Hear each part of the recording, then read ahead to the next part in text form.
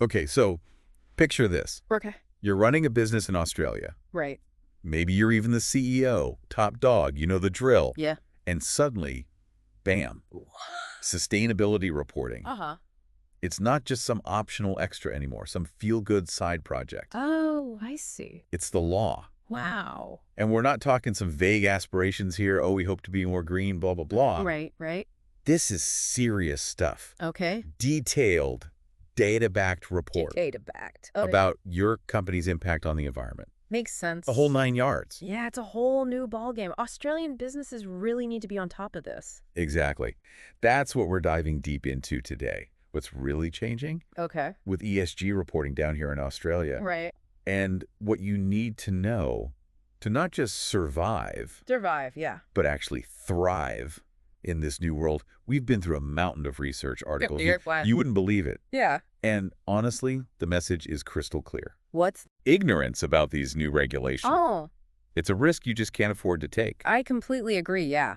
What we're seeing is a huge shift Huge. from those, nice-to-have guidelines. Right, the voluntary ones. The ones everyone could kind of just ignore if they wanted to. Those ones. But now it's mandatory, serious regulations. This serious stuff. And bodies like ASIC and APRA. They're not messing around. They mean business? They mean business. They mean business, yeah. Okay, so no more dragging their feet. Nope. Let's break this down. Okay. If you had to grab the attention Yeah.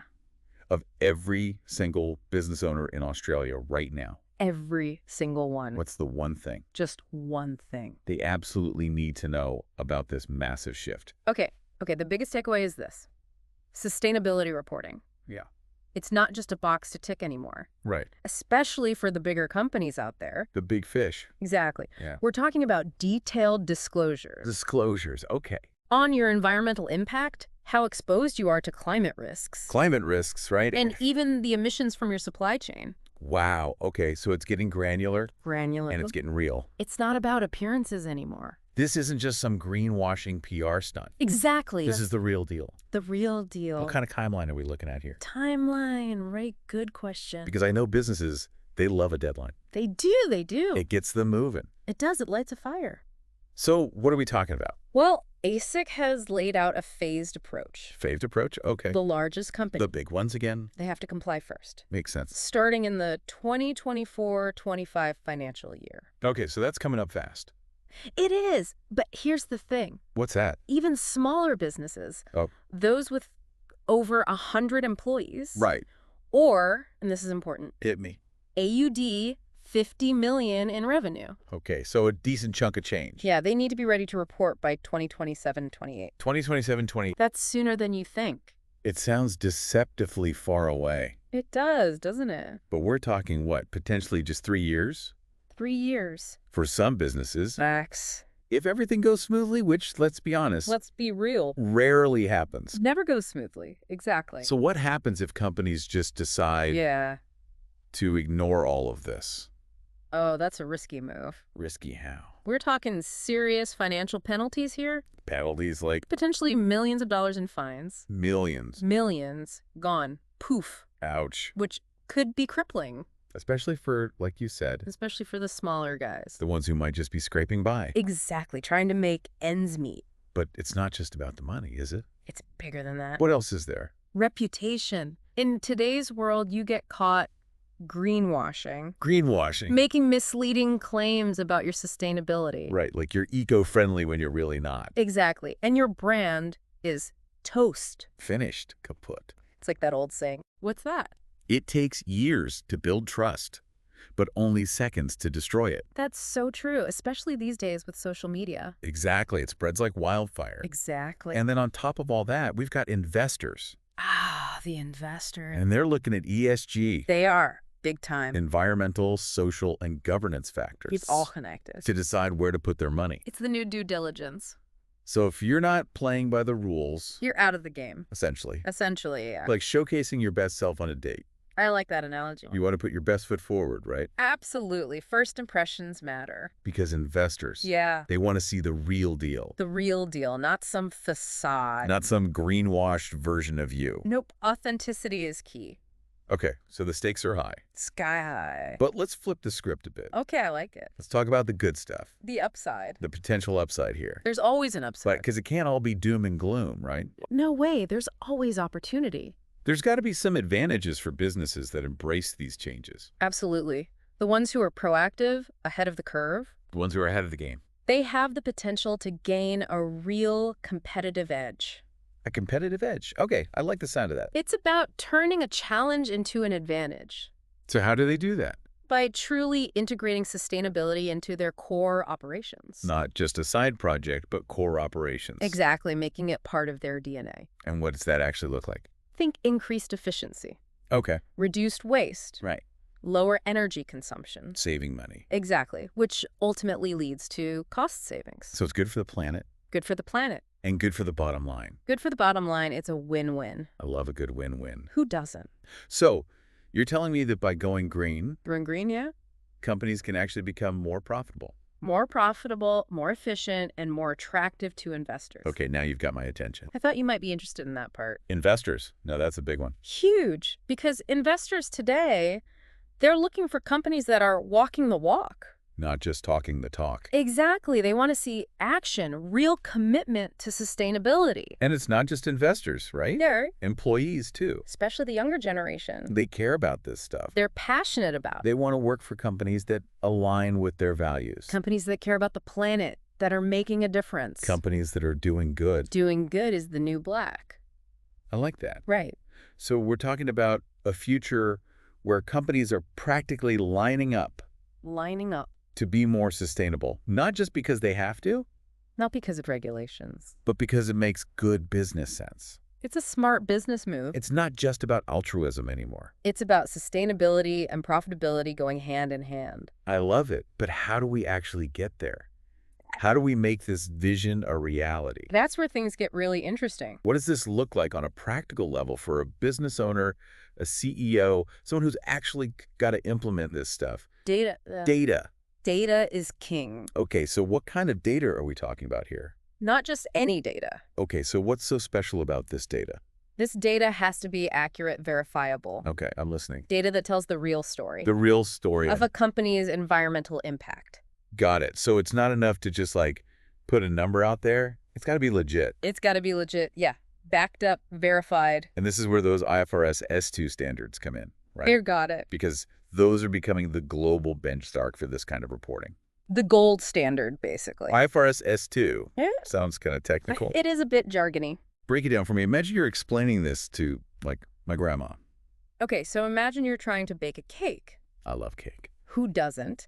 But instead of a recipe, Okay. you've got the IFRS S2 standards. All right. They lay out all the ingredients. The ingredients for my sustainability report. Exactly. Measurements, instructions, everything you need to know. Wow. Okay, so it's like a recipe for a really robust sustainability report. Exactly. And these standards are all about the nitty-gritty details. The specifics. What kind of things are we actually talking about measuring here? We're talking about everything from a company's carbon footprint Okay, that one's obvious. to their water usage, waste management practices. So how much water they're using, how they're getting rid of their trash. Exactly. And- And it gets even more complex. How so? You need to account for emissions across your entire value chain. Value chain. Okay, now you've lost me. Think of it like a spider web, A spider web, okay. with your company right at the center. Your value chain includes all the activity Activities are and all the different players players. Like who? involved in getting your product or service. Right, from start to finish. Exactly, to the end user. So suppliers, transportation, the whole shebang. The whole shebang. And then there's Scope 3 emissions. Scope 3, what's that all about? This is where it gets really interesting. Get it. Scope 3 emissions cover those generated by your suppliers and your customers.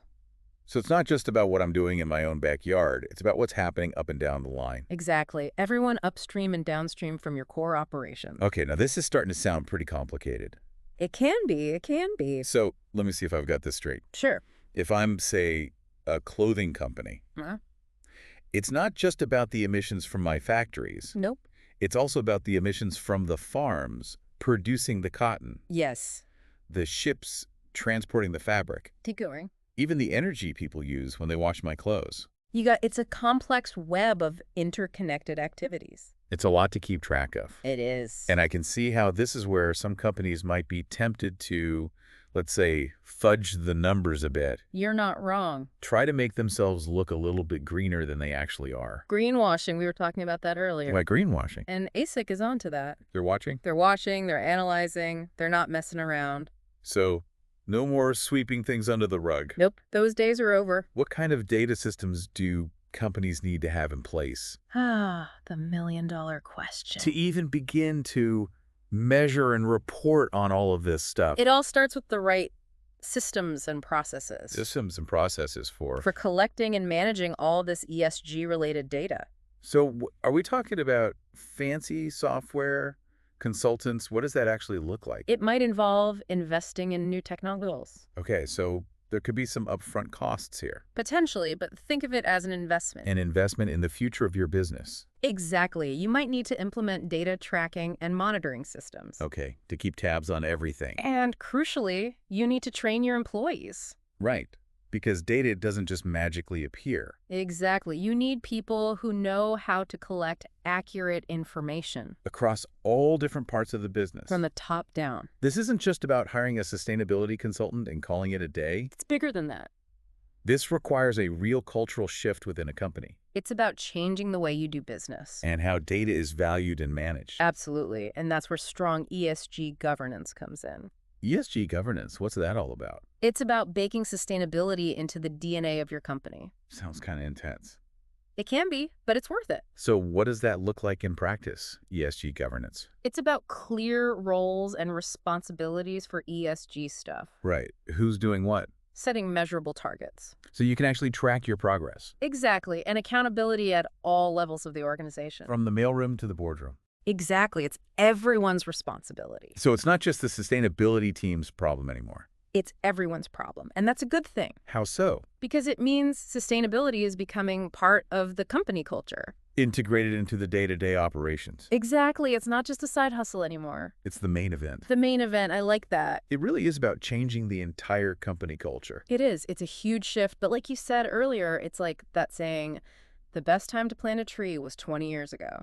Right. The second best time is now. Now, Companies need to start somewhere. they do, and the sooner the better. The sooner they embrace this, the better prepared they'll be. Because this isn't going away. This is the future of business. And it's not just about, like, ticking boxes Right. or avoiding penalties. It's bigger than that. It's about businesses actually becoming a force for good, For positive change in the world. making a real difference. Exactly. And that's exciting. It is exciting. And I think for a lot of business leaders out there, they get that. They do. But they might be feeling a little overwhelmed. Understandably. It's a lot to take in. It is. So if there was one key takeaway One thing. we want them to walk away with today, Walk away with. what would it be?